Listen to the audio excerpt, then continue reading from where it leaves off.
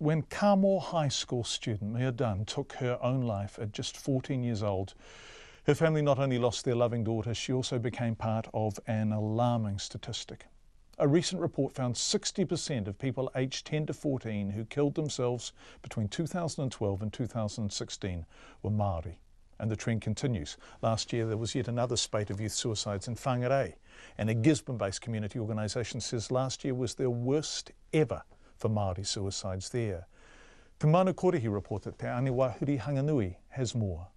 Mia Dunn from Whangarei took her own life in 2012, just 2 weeks after her boyfriend Colin had also committed suicide. They were both 14 years old. Her dad, Brendan Dunn, says Mia was a quiet girl, but grounded and strong. He says she was just an ordinary teenager. She seemed to be a little bit wiser than her peers, I don't know, she just, maybe because she was just so quiet and didn't really talk as much as the others, and she was into sports, netball and all that, music, and she's one of those girls who loves doing her hair and straightening her hair, and she was just an all-round really nice girl, I don't ever remember hearing a swear word coming out of her mouth, to be honest. Mr Dunn says he never suspected his daughter would take her own life.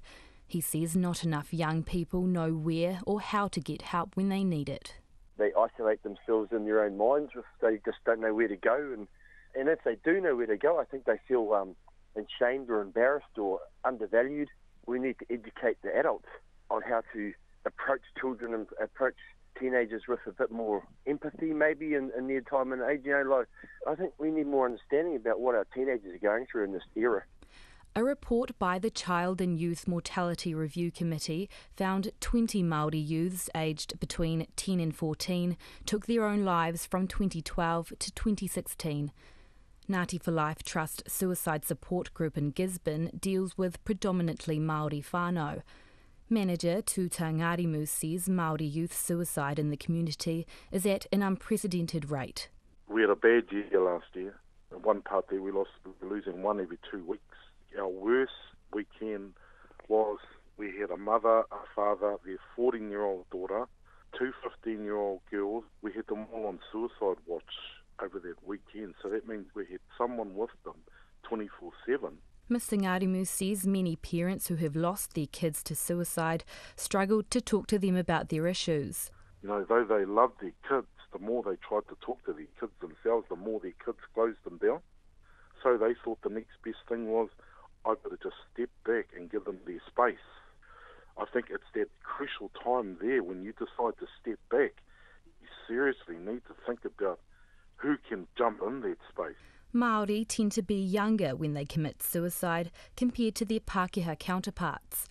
Māori suicide deaths peak between 16 to 20 years old.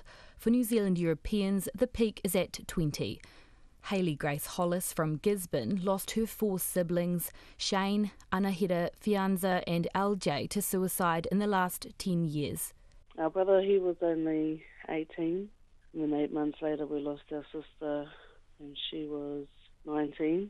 And then in 2015 we lost another brother and he was just shy of his 30th birthday.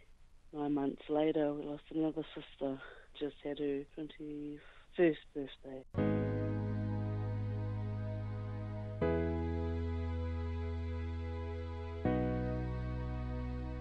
Hayley wrote a song after her second brother took his life in 2015. She wanted her family and friends to never feel alone again.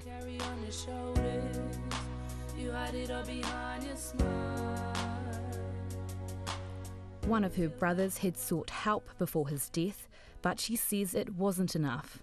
He was part of the mental health system, but unfortunately that was not really any help, and I don't think he got the help that he needed. He was just provided pills. I know it works in some cases, but in most, to me, it doesn't. The pills ain't the way, and for his case, that wasn't the way either. Following the 4 deaths, her whānau meet once every 2 weeks to reconnect and talk about life. We have at least 2 hours together of bonding time and learning waiata from where we come from. It also gives us time to just talk to each other and see how everyone's been. And yeah, we're sort of making time for each other now, and It has brought us more closer together.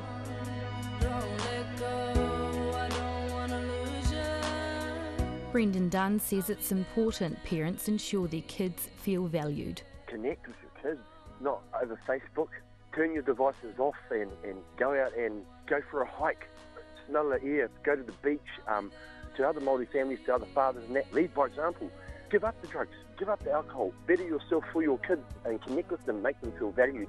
The Child and Youth Mortality Review Committee will undertake a rangatahi suicide report over the next 18 months to highlight more effective strategies to reduce suicide rates. Mo te hōtaka o te ahi pōnei, ko te aniwa, hurihanga nui aho.